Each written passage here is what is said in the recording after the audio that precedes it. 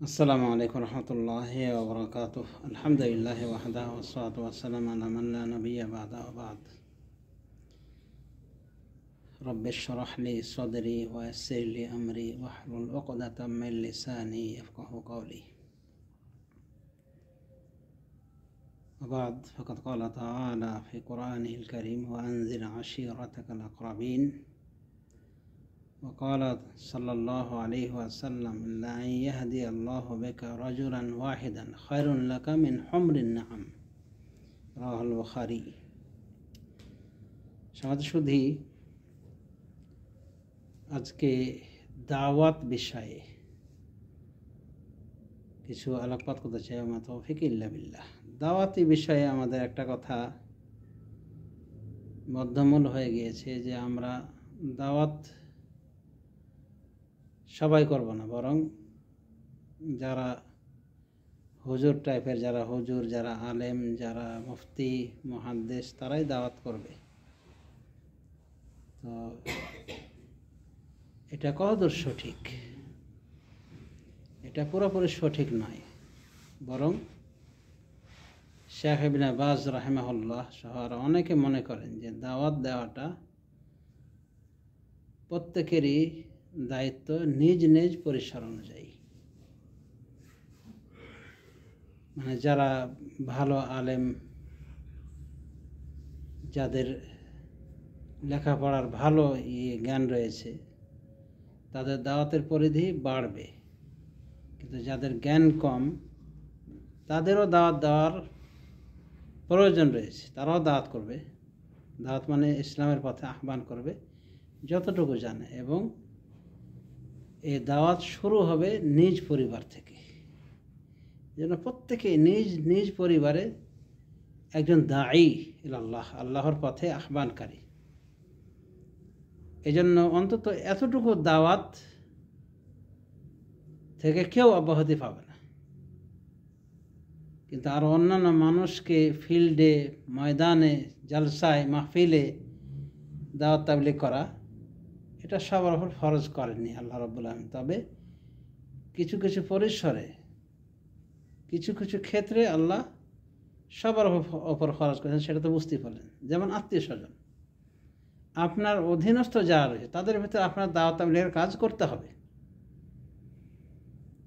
তো আল্লাহ রাসূল সাল্লাল্লাহু আলাইহি ওয়াসাল্লাম যখন নবী হিসেবে প্রেরিত হলেন, প্রথমে তাকে শিক্ষার প্রতি গুরুত্ব দিলেন এবং বলেন ইকরা, যেটা আমাদের একটু আগে আমাদের সুপ্রিয় ভাই এবং এখানে সময়ত খতিব ইমাম উনি আলোচনা করেছেন।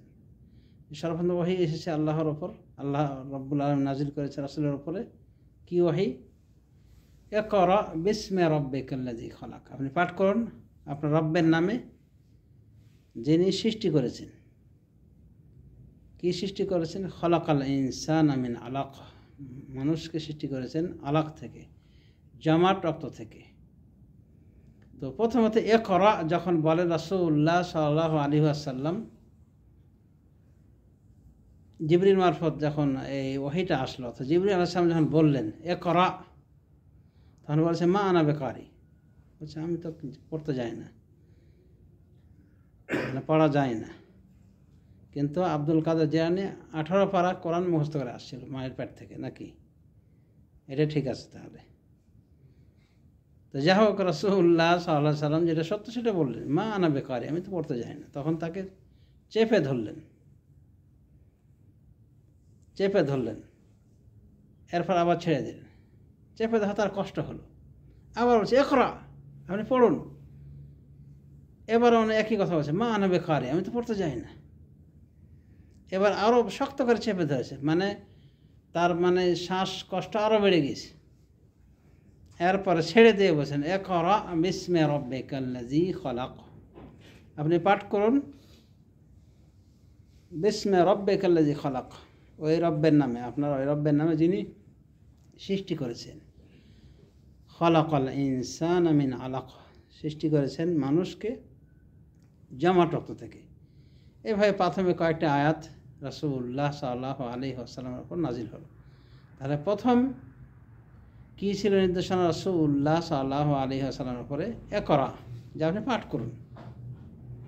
তো রাসূলুল্লাহ সাল্লাল্লাহু আলাইহি ওয়াসাল্লামকে আল্লাহ সর্বপ্রথম ওহী নাজিল করেছেন পাঠ করার, পড়তে বলার। এখানে কিছু কিছু আলেম বলেন যে এখানেও কিন্তু বলা হয়নি কি পাঠ করবেন, কি পড়বেন। তার মানে ব্যাপক করে দেওয়া হয়েছে, পড়েন, জ্ঞান অর্জন করেন, কিন্তু এই জ্ঞান যেন আল্লাহ থেকে বিচ্ছিন্নকারী জ্ঞান না হয়, ওই ডারউইনের নাস্তিক মার্কা জ্ঞান যেন না হয়। ডারউইন বলছে দেয়ার ইজ নো গড, এটা ফলস থিওরি, এটা কোনো এস্টাবলিশ থিওরি নয়, এবং এটা নাস্তিকতার থিওরি। এখানে কোনো আল্লাহর পরিচয় না, আল্লাহর পরিচয়টাকে কী করেছে, গায়েব করে দেওয়া হয়েছে। এই পড়া হারাম।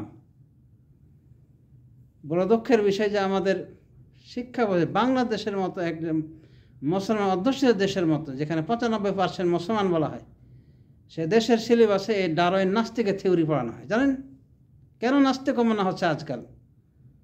ওই বুদ্ধিজীবী নয়, বৌদ্ধজীবী শয়তান মার্কা লোকের সৃষ্টি কেন হচ্ছে এত? এর কারণ হলো যে সিলেবাস দেওয়া রয়েছে বাংলার আইনে, আল্লাহ পরিচিতির সিলেবাস নাই, যেখানে বলাই হচ্ছে দেয়ার ইজ নো গড। কী করে চিনবে আল্লাহকে? আল্লাহ রসুলকে চিনবে কী করে? দিনকে চিনবে কী করে? এই জন্য দেখবেন যে নাস্তিক্যমনা হয়ে গেছে এই লোকগুলি, নাস্তিক্যমনা। ছাত্র তো ওইরকমই হয় যেভাবে শিক্ষক হয়েছে। তো আল্লাহ বলছেন পড়তে বলছেন, কিন্তু কি পড়তে হবে এটা বলেন। যে কোনো পড়া, যে কোনো বৈধ পড়া যেতে পারে। ইঞ্জিনিয়ারিং পড়া যেতে পারে, সায়েন্স নিয়ে পড়া যেতে পারে, কিন্তু বিস্মে রব্বিকাল্লাযী খালাক, তুমি তোমার রব্বের নামে পাঠ করো, পড়ো। মানে রব্বের নাম ভুলে যায় এমন বিদ্যা নিয়ে পাঠ করো না, পড়ো না। তাহলে সর্বপ্রথম বিদ্যার প্রতি, এলেমের প্রতি আল্লাহ রাব্বুল আলামিন উৎসাহ জুগিয়েছেন এইভাবে যে রাসূলুল্লাহ সাল্লাল্লাহু আলাইহি ওয়াসাল্লামকে প্রথমে বলেন যে যান আপনি ওই শিরক মুশরিকদের বিরুদ্ধে কথা বলেন, কারণ কথা বলতে এলেম লাগবে। তাই এলেম অর্জন করতে বলছেন রাসূলুল্লাহ সাল্লাল্লাহু আলাইহি ওয়াসাল্লামকে। তো আমাদের প্রত্যেকের উচিত হবে এলেম অর্জন করা এবং যতটুকু আমরা জানি ততটুকু প্রচার করা। ফতোয়া যে না করে যতটুকু জানেন ততটুকু প্রচার করা। আর এ বিষয়ে পরিবার থেকে শুরু হবে। ওয়ানজির আশিরাতাকাল আকরাবিন,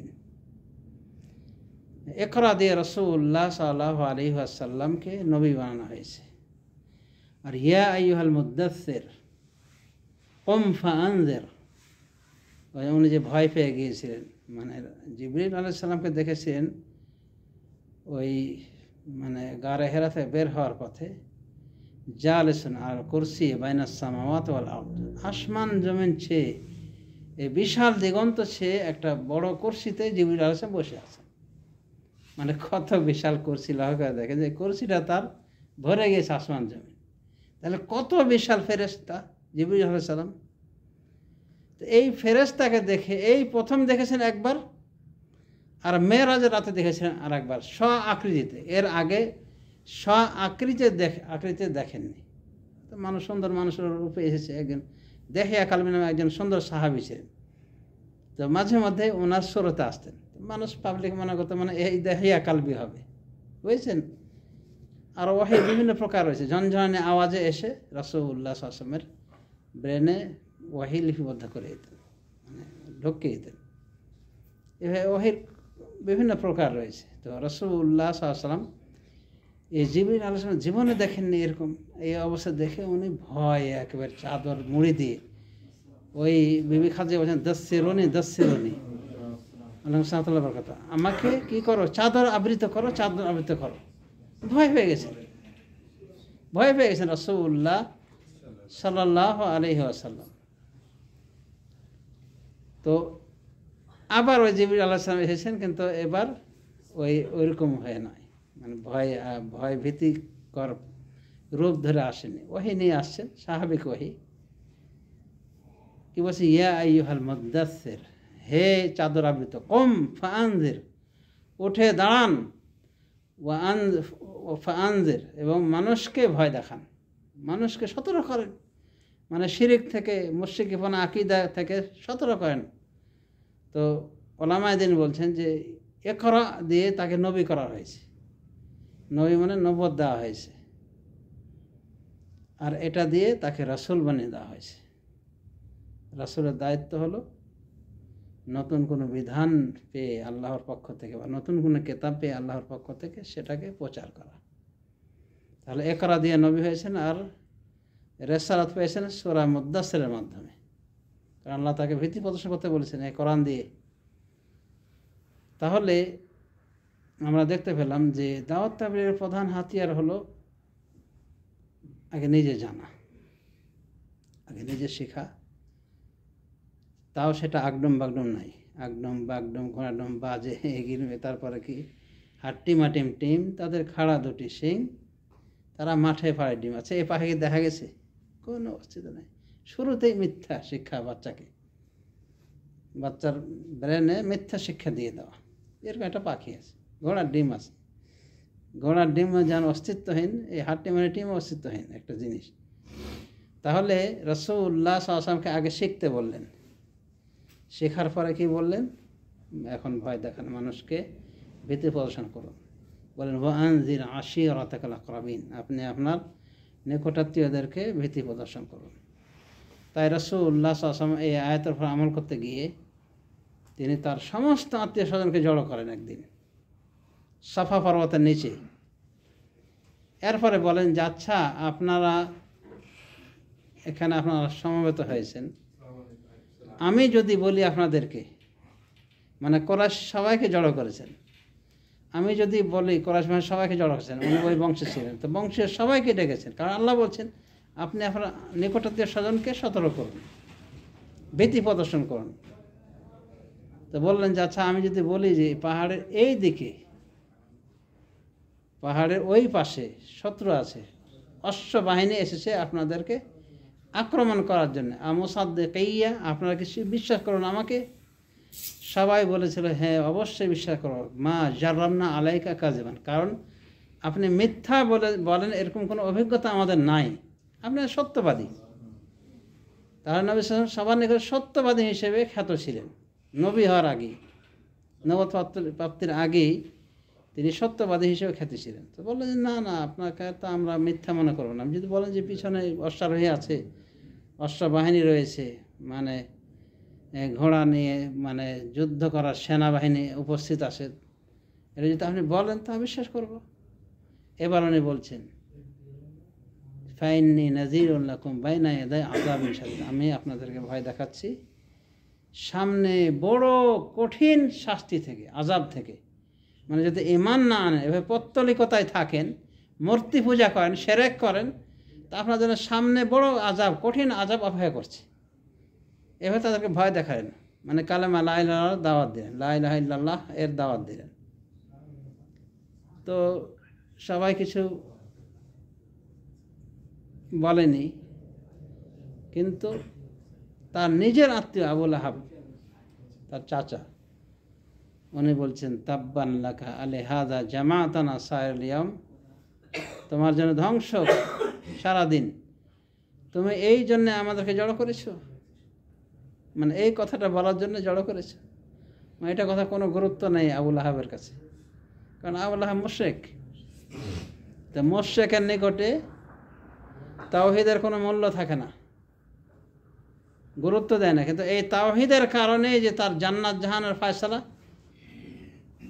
এটা তো সে জানে না, মূর্খ মুশরিক।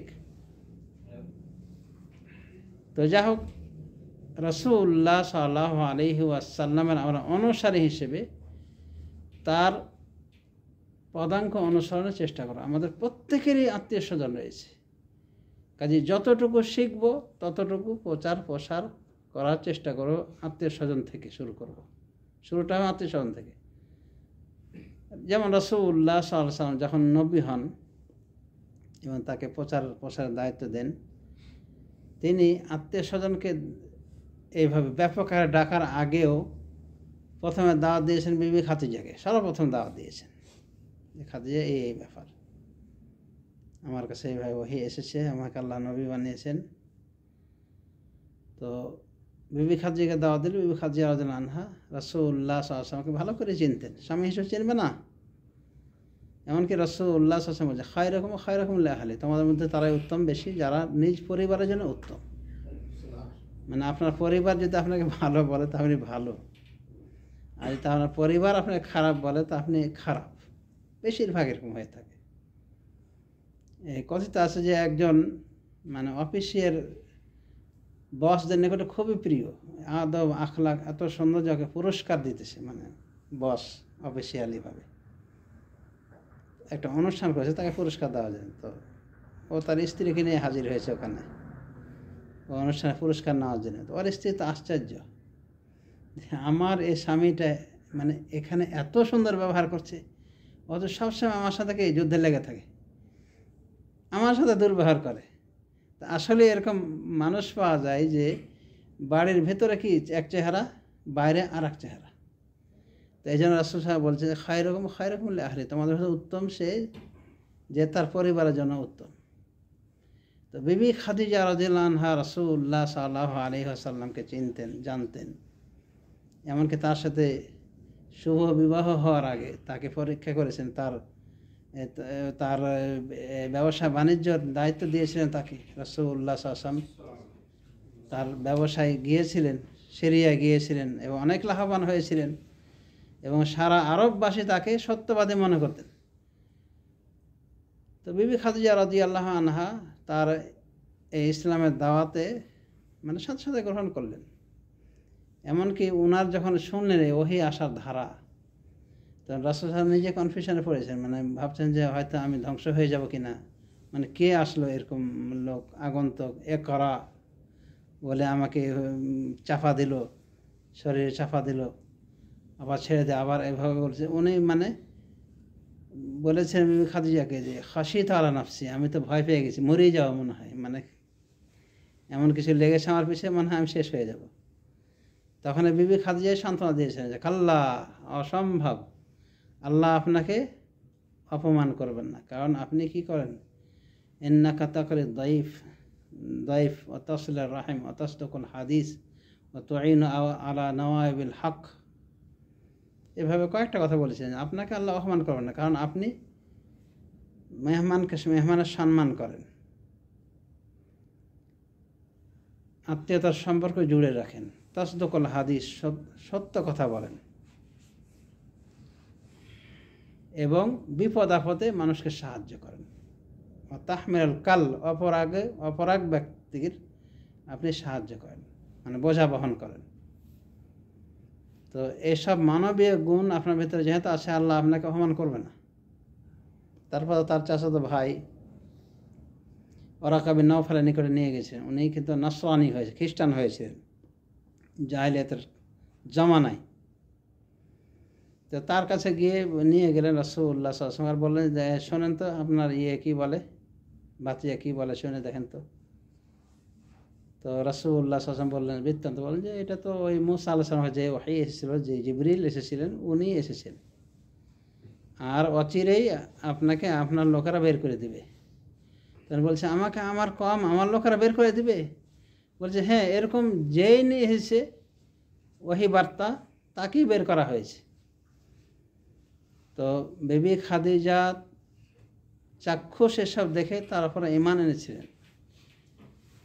তো তাহলে তার দাওয়াতের বলা যেতে পারে প্রথম টার্গেট ছিলেন বিবি খাদিজা রাদিয়াল্লাহু আনহা। তার মানে নিজের পরিবারের ভিতরে নিজের স্ত্রী দিয়ে শুরু করা যায়, বাপ মা দিয়ে শুরু করা যায়। রাসূলুল্লাহ সাল্লাল্লাহু আলাইহি ওয়াসাল্লাম বাপ মা উনি পাননি। মা 6 বছর বয়সে মাকে হারিয়েছিলেন, আর পিতাকে হারিয়েছিলেন যখন উনি গর্ভে ছিলেন, মাতৃগর্ভে। তো উনি তার চাচাকে পেয়েছিলেন, চাচাকে দাওয়াত দিয়েছিলেন, কিন্তু চাচার কপালে ইসলাম ছিল না বলে উনি ইসলাম গ্রহণ করেননি। তো এরপরে রাসূলুল্লাহ সাল্লাল্লাহু আলাইহি ওয়াসাল্লাম তার একজন গোলাম ছিল, যাকে পরে স্বাধীন করে দিয়েছেন। সে যুগে কেনা বেচা ছিল, প্রথা ছিল। তো যায়েদ বিন হারেসাকে ইসলামের দাওয়াত দিয়ে উনি গ্রহণ করেন ইসলাম।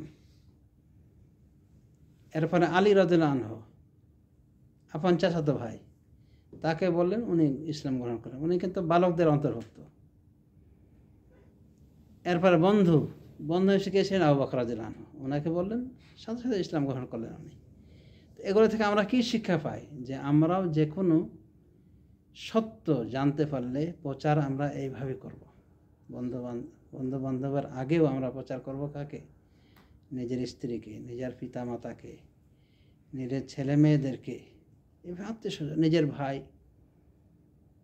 তো এভাবে যতটুকু জানবো ততটুকু প্রচার করব, ততটুকু আমরা বলার চেষ্টা করব। তার মানে চুপ করে না থেকে যতটুকু আপনি জানেন সহিভাবে ততটুকু আপনি প্রচার করবেন। এই জন্য রাসূলুল্লাহ সাল্লাল্লাহু আলাইহি ওয়াসাল্লাম বলেন, বাল্লিগু আন্নী ওয়ালাউ আয়া, আমার থেকে একটা আয়াত হলেও প্রচার করো।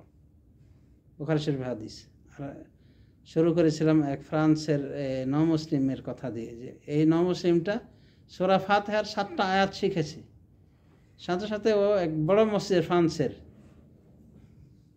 নামাজের পরে দাঁড়িয়ে গিয়ে এই সূরা ফাতিহা পাঠ করে শোনায় দিলেন। আর বললেন যে আমাদের নবী বলেছেন সাল্লাল্লাহু আলাইহি ওয়াসাল্লাম যে বাল্লিগু আন্নী ওয়ালাউ আয়া, আমার থেকে একটা আয়াত হলো প্রচার করো। তো আমি এই 7টা আয়াত জানি সূরা ফাতিহার, আমি শুনিয়ে দিলাম আপনাদেরকে। তাহলে চিন্তা করে দেখেন দায়িত্ববোধ কতটুকু। আর আমরা এগুলোর গুরুত্ব দেই না। কিন্তু আমরা সবাই বেশিরভাগ ম্যাক্সিমাম কী নিয়ে ব্যস্ত, কী কাজগুলি করি? পরিবারকে গোছানোর চেষ্টা করি। পরিবার কীভাবে মানে ভালো হয়ে চলবে, সচ্ছল জীবনযাপন করবে, কীভাবে একটা সুন্দর বাড়ি, সুন্দর একটা বাহন গাড়ি, আর বিয়ে সাথে না করে তাহলে কীভাবে একটা সুন্দরী নারী পাওয়া যায়, বাস এতটুকু আমাদের মাথায় সবারই থাকে। কিন্তু একটা ছেলে মেয়েকে যে মানুষ তৈরি করতে হবে, ধর্মের শিক্ষা দিতে হবে, এই চিন্তা কিন্তু খুব কম মানুষেরই আছে। অথচ একজন মুসলিম হওয়ার কারণে তার দায়িত্ববোধ ছিল আরও অনেক বেশি। এগুলো তো সবাই করে। যদি আপনি লক্ষ্য করে দেখেন জীবজন্তুর ভেতরে এগুলো রয়েছে। দেখবেন যে ওরা কি করে, স্বামী স্ত্রী একটা বাসা পাড়ে, বাসার ব্যবস্থা করে, ও কিছু কলকোটা আনে, ও কিছু কলকোটা আনে, এসে এরপরে ডিম পাড়া হয়, ডিম পাড়ার পরে ডিমে তা দেওয়া হয়। এরপরে কি বিভিন্ন জায়গা থেকে ওদের মানে সংসার চলতে থাকে। এরপরে আস্তে আস্তে ওগুলোকে ছাগুলোকে বড় করে। দেখলেন ওদের ভিতরে তো আছে পরিবারের জন্যে বাড়ি ঘর তৈরি করা, তাদের খাওয়া দাওয়ার ব্যবস্থা ওরাও করছে না। তো কি এমন বেশি করলেন আপনি? বেশি তো কিছু করেননি।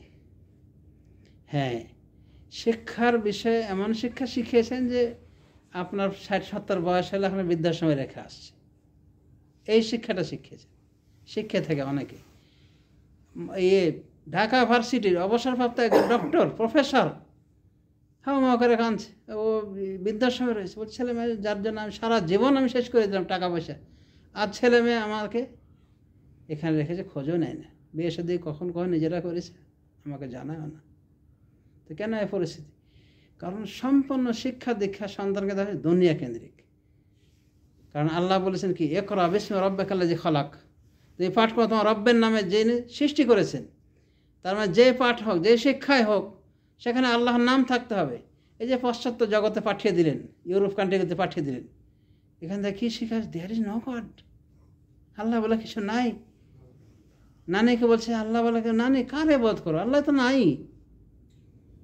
তো নানি চরকা ঘোরাতো, ওই সুতা কাটা চরকা। তো চরকা থামিয়ে দিয়ে বলছে চরকাটা চলে না, কে বলতো? তুমি চালাও না, তাই চলে না। তাহলে সারা পৃথিবী কেমনে চলছে রে এই নির্বোধ নাতি, আহমক? কি শিখে এসেছিস? তার মানে আল্লাহকে ভুলে যাওয়ার শিক্ষা শিখিয়েছে। তো এই শিক্ষা শিখিয়ে আপনি দুনিয়াতেও শাস্তি পাবেন, বৃদ্ধাশ্রম জুটবে, পরকালে আপনার শাস্তি হবে, কারণ আপনি তাকে ধর্মের শিক্ষা শিখাননি। অথচ রাসূলুল্লাহ সাল্লাল্লাহু আলাইহি ওয়াসাল্লামের জীবন চরিত্র যদি দেখে থাকেন, দেখবেন যে উনি গাইডলাইন দিয়েছেন তার বাচ্চাদেরকে। হাসান রাদিয়াল্লাহু আনহু মাসুম বাচ্চা মানুষ, বাইতুল মালে একটা খেজুর খেয়ে নিয়েছেন, মুখে দিয়েছেন মানে খাওয়ার জন্যে, মুখে আঙুল ঢুকে বলছে কেক কেক আল্লাহ তাআলা আন্না আহলা বাইতিন লা তাহল্লানা সাদাকা। আরে ফেলতে যাও না, আমরা নবী পরিবার, আমাদের জন্যে সাদাকার মাল খাওয়া হারাম। দেখছেন, ছোট একটা বাচ্চা মুখে দিয়ে যে ওটা খেয়ে ফেলতো, আল্লাহকে পাপ দিত। কিন্তু অভিভাবক হিসেবে রাসূলুল্লাহ সাল্লাল্লাহু আলাইহি ওয়াসাল্লাম কতটা সতর্ক যে হারাম যেন না খায়। আজ দেখা যায় সুদ, ঘুষ, জুয়া খেলা, টাকা, কত কি হারাম উপায়ে কচি শিশুকে খাওয়াচ্ছেন, ওই হারাম খোর বানাচ্ছেন। তো এই সন্তান কী করবে আপনাকে বড় হয়ে? তো সমাজে শুধু দায়িত্ববোধ আমাদের শিখতে হবে আমরা অভিভাবক হিসেবে। ওই পশু প্রাণীর মতো ওই যতটুকু দায়িত্ব পালন করে ততটুকু পালন করলে হবে না। রাসূলুল্লাহ সাল্লাল্লাহু আলাইহি ওয়াসাল্লাম বাচ্চাদের বিষয়ে অভিভাবকদেরকে বলেছেন, মুরু আওলাদাকুম বিস-সালাতি ওয়া হুম আবনাউ সাব'i সিনিন, তোমরা বাচ্চাদেরকে নির্দেশ করো সালাতের যখন তাদের বয়স 7 বছর হয়। ওয়াদরিবহুম আলাইহা ওয়া হুম আবনাউ 10 সিনিন, এবং তাদের বয়স যখন 10 বছর হবে এই সালাতের জন্য প্রহার করো, পিটাও ওদেরকে, মানে পিটিয়ে হলো ওদেরকে নামাজ পড়াও। ফাররিকু বাইনাহুম ফিল মাদাজি, এবং ওদের বিছানায় পার্থক্য করে দাও, মানে একসাথে থাকবে না, আর একসাথে থাকবে না, ভাই বোন বা সবাই মিলে যে ছিল এটা হবে না, বরং প্রত্যেক ভাইয়ের আলাদা সেপারেট বিছানা থাকবে, প্রত্যেক বোনেরও থাকবে। আর এটা যদি না পারো অন্তত ভাই আলাদা থাকবে, বোন আলাদা থাকবে। এখানেও কেউ কেউ ব্যাখ্যা করছে, মুসনাদ আহমদ আবু দাউদের হাদিস, যে কেন রাসূলুল্লাহ সাল্লাল্লাহু আলাইহি ওয়াসাল্লাম বলেন 10 বছর বয়সে পৃথক করে দাও বিছানায়। ওলামায়ে দ্বীন বলছেন, কোন ওলামায়ে দ্বীন বলছে যে এই বয়সে যৌনতা বোধ চলে আসে, বিশেষ করে মেয়েদের ক্ষেত্রে, ছেলেদের ক্ষেত্রে আসতে পারে। এই মিডিয়ার যখন ইঁচড়ে ফাঁকা হয়েছে বাচ্চারা, তখন হতে পারে অনৈতিক কাজে জড়িয়ে যাবে ভাই বোন হয়েও। তো আজ দেখবেন এই শিক্ষার ক্ষেত্র, মানে দেখবেন যে গড়িমসি কোনো শিক্ষা নাই। বাপ মার পাশে থেকে আছে 12-13 বছরের বাচ্চা, বাচ্চা 18 বছর বয়স হয়েছে, বাচ্চা বেবি, এদিকে প্রেম করে যে ওটা বাজাচ্ছে, ওদিকে খোঁজ নাই বাপের। নির্বোধ বাপ মনে করছে ওটা এখনও খুকি হয়ে রয়েছে, মানে বিয়ে দেওয়ার কোনো প্রয়োজনই মনে করছে না। আর সরকারি নিয়ম তো আছে যে 18 বছর আগে নাকি যুবতী হয় না, মানে বিয়ে করা নিষেধ। প্রেম করার সমস্যা নাই, বিয়ে করা নিষেধ। প্রেম করলে, মানে বিয়ে করলে আর বিচার আছে, কিন্তু প্রেম করলে কিন্তু কোনো কোর্টে বিচার নাই। আর গণতান্ত্রিক আইনে লেখা আছে যদি রাজি হয় উভয়, সমস্যা নাই। এ তো জাহিলি গণতন্ত্র, বুঝতে পারছেন? আল-ইয়াযু-বিল্লাহ। তো সমাজে শুধুই আমাদের দায়িত্ব রয়েছে অভিভাবক হিসেবে, অনেক বড় দায়িত্ব রয়েছে। এই দায়িত্ব অবহেলা করলে পরকালে আমাদেরকে ধরা খেতে হবে। দেখেন রাসূলুল্লাহ সাল্লাল্লাহু আলাইহি ওয়াসাল্লাম কীভাবে হাসান রাদিয়াল্লাহু আনহু সতর্ক করেন। বুখারী শরীফের হাদিস, ছোট বাচ্চা ফেলে দাও, মানে ওই খেজুরটা খেতে দিলেন না। আজও দেখেন কুয়েতিদেরকে, গোটা আরবদেরকে, সৌদি আরবে ছিলাম, একই অবস্থা। আপনি কোনো একটা জিনিস দেন, নিতে দেবে না, নিলেও পরে দেখবেন খাবে না, ফেলে দিবে। কারণ আপনি একটা মিসকিন বাঙালি, আপনি কী থেকে দিয়েছেন না দিয়েছেন, খাবে কেন? ও তো মিসকিন না। ওরা মনে হচ্ছে আমরা আলহামদুলিল্লাহ অনেক বড় লোক, আমরা ওরা কোত্থেকে আনলো না আনলো, দেয় না, তারা খেতে দেয় না। অভিভাবক হিসেবে কতটা সতর্ক রাসূলুল্লাহ সাল্লাল্লাহু আলাইহি ওয়াসাল্লাম, এগুলো আদর্শ আমাদের শিখতে হবে। সেখানে আমরা যদি হাবি কিনে মানে বাচ্চাদেরকে খাওয়াই, তাহলে কেমন হলো? আর ধর্মের কথা বলা হয়েছে কি 7 বছরে নির্দেশিত হবে নামাজের, 10 বছরে পেটিয়ে পড়াবে নামাজ, সালাত আদায় করাবে। কিন্তু যদি বাবাই যদি সালাত চোর হয়, নামাজ নিজেই পড়ে না। কথায় বলে 2 গাছে 2 বাপ বেটা উঠছে, তো বেটারে দেখছে জনগণ আম পাড়তেছে, তোর বাপকে বলে দেবো তুই আম পাড়তেছিস, চুরি করছিস।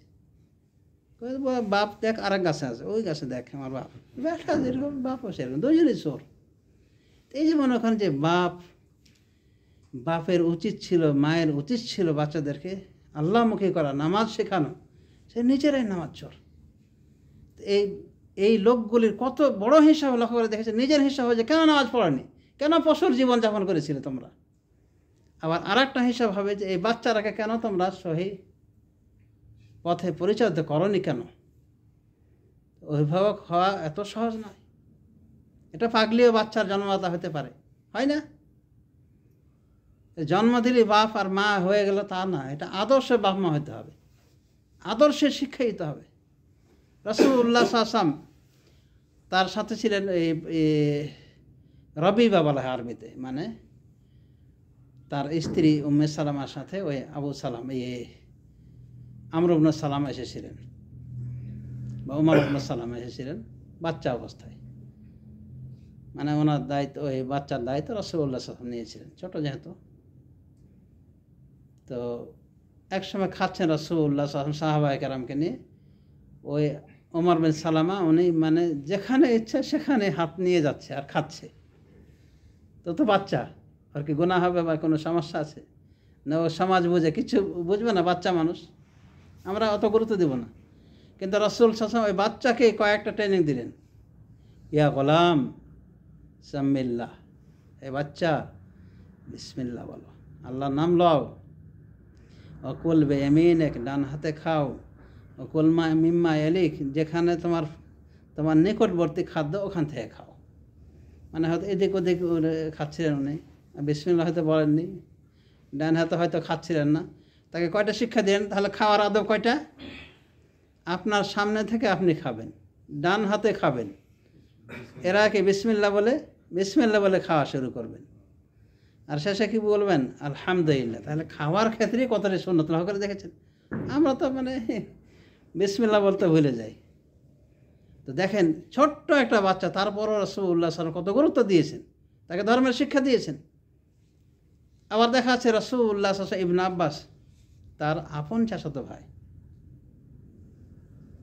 ও ছোট ছিলেন এবং নবী সাল্লাল্লাহু আলাইহি ওয়াসাল্লাম যখন আফাত লাভ করেন, তার মৃত্যুর সময় উনি পুরা বালেগ হননি, মানে বালেগ হওয়ার উপক্রম, ইয়াফি বলা হয় আরবিতে, মানে নবযৌবন প্রাপ্ত, পুরোপুরি পায়নি এখন, কাঁচা যৌবন প্রাপ্ত। ইবনে আব্বাস যখন ছোট ছিলেন, ইবনে আব্বাসকে লক্ষ্য করে তাকে তাওহীদ শিক্ষা দিয়েছেন, ইয়া গোলাম ইন্নী উআল্লিমুকা কালিমাতিন, হে বাচ্চা আমি তোমাকে কিছু শিক্ষা দেব, কিছু কথা। ইহফাজিল্লাহ ইয়াহফাজুক, তুমি আল্লাহর হেফাজত করো, আল্লাহ তোমার হেফাজত করবে। ইহফাজিল্লাহ তাজিদহু তুজাহাক, তুমি আল্লাহর হেফাজত করো তাহলে আল্লাহকে তোমার সামনে পাবে। ইহফাজিল্লাহ ইয়াহফাজুক, তুমি আল্লাহর হেফাজত করো মানে আল্লাহর বিধিবিধান, আল্লাহর সীমারেখা, হালাল হারামের সীমারেখা, আল্লাহর শরীয়ত, এগুলোর হেফাজত করো না, এগুলোকে ভালোভাবে ফলো করো, মেনে চলো, তাহলে আল্লাহ তোমার হেফাজত করবে। ইহফাজিল্লাহ তাজিদহু তুজাহাক, আল্লাহর হেফাজত করো তাহলে আল্লাহকে তুমি তোমার সামনে পাবে। মানে তুমি আল্লাহর বিধিবিধানকে, সব কিছুকে সংরক্ষণ করবে, আল্লাহকে যথাযোগ্য আদব সম্মান করবে, তাহলে কী হবে? আল্লাহকে তুমি তোমার সামনে পাবে। মানে তুমি বিপদে পড়ে গেলে আল্লাহ তোমার সামনে, মানে তোমার সাথে থাকবেন, তোমাকে সাহায্য করবেন, তোমার টেক কেয়ার নেবেন। তারপরে কি বলছেন? ইলাম আন্নাল উম্মাহ লাউ ইজতামাত আলা ইয়াদুরুকা বিশাইইন, মনে রাখবে যে সমস্ত উম্মত, গোটা জাতি যদি এক হয়ে যায় তোমার কিছু ক্ষতি করার জন্যে, লাম ইয়াদুরুকা ইল্লা বিশাইইন কাতাবাহু আলাইক, তোমার কোনো ক্ষতি করতে পারবে না। সারা গোষ্ঠী, সারা উম্মত, সারা জাতি একমাত্র অতটুকু পারো যতটুকু আল্লাহ তোমার জন্য লিখে দিয়েছে, তোমার তাকদিরে লিখেছেন। তাওহীদ শেখানো হলো যে সারা বিশ্বভাই যদি এক হয়ে যায় তোমাকে মেরে ফেলার জন্যে, তোমার বড় ধরনের ক্ষতি করার জন্য, কিন্তু আল্লাহ এটা চান না। তা আল্লাহ যেটা চান সেটাই হবে, কেউ তোমার ক্ষতি করতে পারবে না। আবার বলা হচ্ছে ওয়ালাউ আন্নাল উম্মাহ ইজতামাত আলা ইয়ানফাউকা বিশাই, যদি সারা উম্মত, সারা জাতি যদি এক হয়ে তোমার কিছু উপকার করতে চায়, উপকার করতে পারবে না। অতটুকু পারবে যতটুকু তোমার তাকদীর আছে, তোমার তাকদীর আছে। অনেকদিন আগে একটা ঘটনা পড়েছিলাম যে একজন দুর্নীতিবাজ, চরম দুর্নীতিবাজ, কিন্তু এবার হাজার হাজার কোটি টাকার মালিক, তোর অনেক অনেক রকম কেস হয়েছে, তার মানে অনেকগুলি কেসে সে ফাঁসির আসামি, মৃত্যুদণ্ডের আসামি। তো যা হোক, একবার সে ধরা পড়ে গেল। ধরা পড়ে যাওয়ার পরে আর কোনো উপায় নাই, সর্ব আদালতে তার ফাঁসি পাস, তার মৃত্যুদণ্ড দিতেই হবে, মারতেই হবে, আগে শেষ করতে হবে।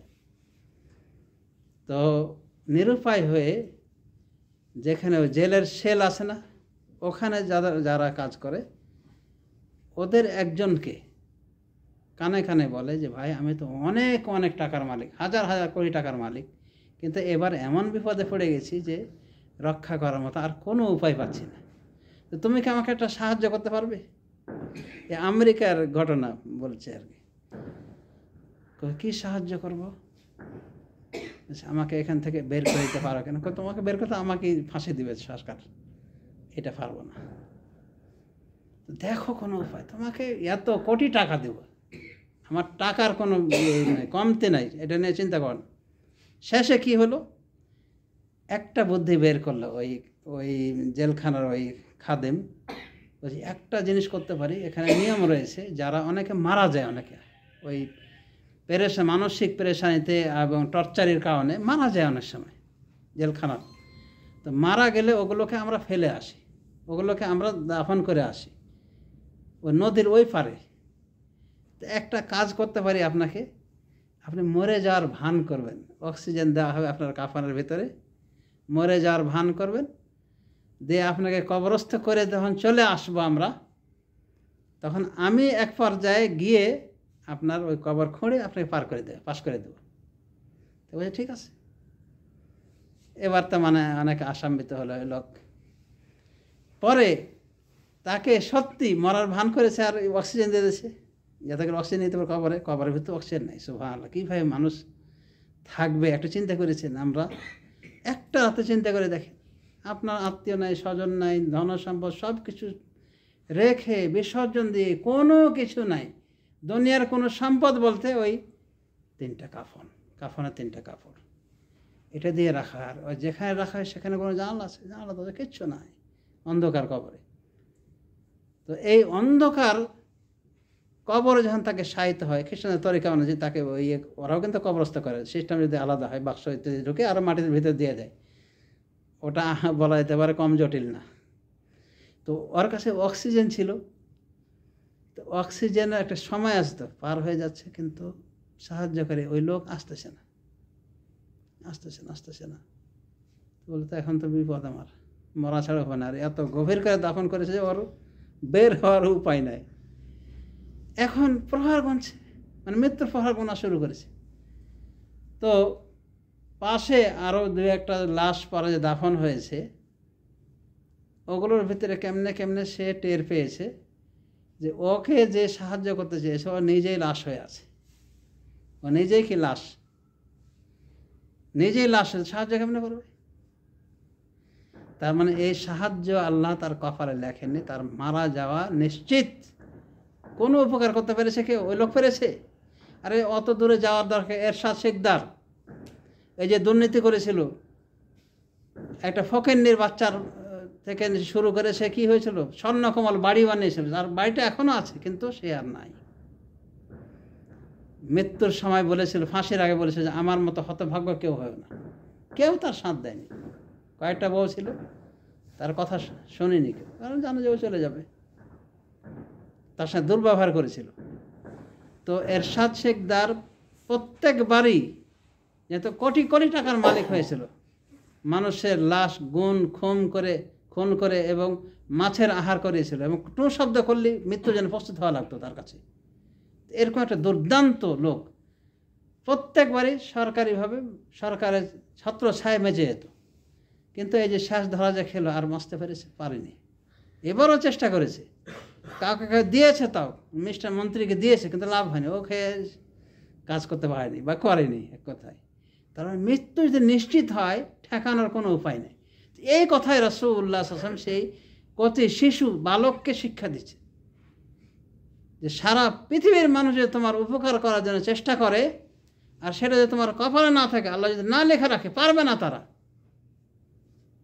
এরপর বলছেন রফিয়াতুল আকলাম, জাফাতুল আকলাম, রফিয়াতুস সুহুফ, কলম শুকিয়ে গিয়েছে এবং আমল নাম উঠিয়ে নেওয়া হয়েছে, মানে লিখে দেওয়া হয়েছে ভাগ্যে কী হবে না হবে, কলমের কালি শুকিয়ে গিয়েছে।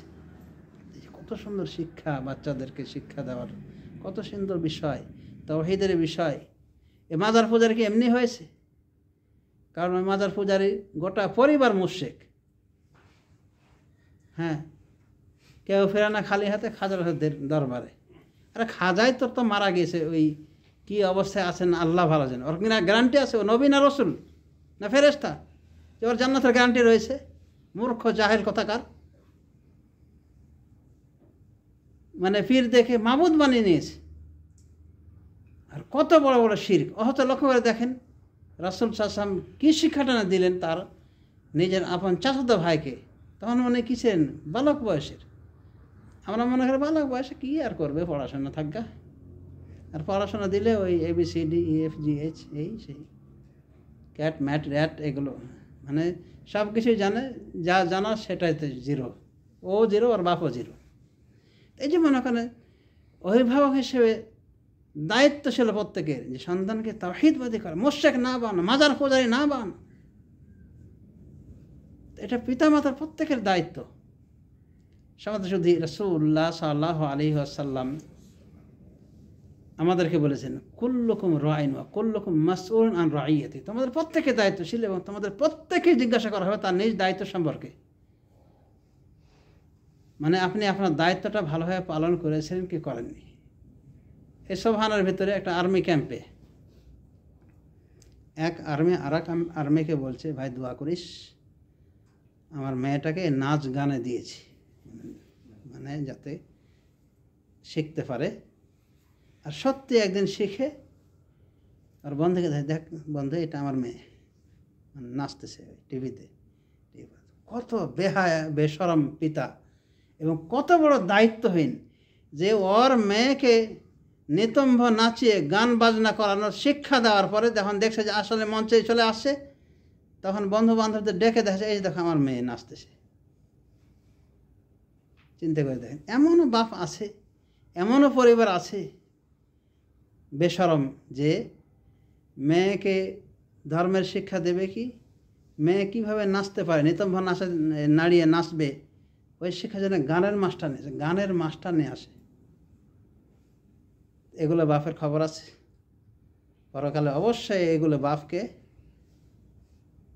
বাপের বিরুদ্ধে সন্তান নালিশ করবে, স্বামীর বিরুদ্ধে স্ত্রী নালিশ করবে, স্বামী আমাদের কিছু শিখায়নি, স্বামী আমাদেরকে সহি গাইড দেয়নি, যে সন্তানদেরকে এভাবে বিভ্রান্ত করেছে পিতামাতা, নাচে গানে দিয়েছে, বিভ্রান্তিত পথে পরিচিত করেছে। অবশ্যই জিজ্ঞাসাবাদ হতে হবে তাদেরকে। আজ দেখেন মিডিয়াতে মানে যে যত বেল্লাফানা বেহায়াফানা করছে সে তত কি বাপ মার নিকট অনেক সময় এরা হলো মানে প্রিয় ভালো, মানে এরকম নটি মেয়ের বাবা হয়ে কি সে ধন্য, মানে যে কী করছে পুরুষকে আকৃষ্ট করছে। আরে আপনার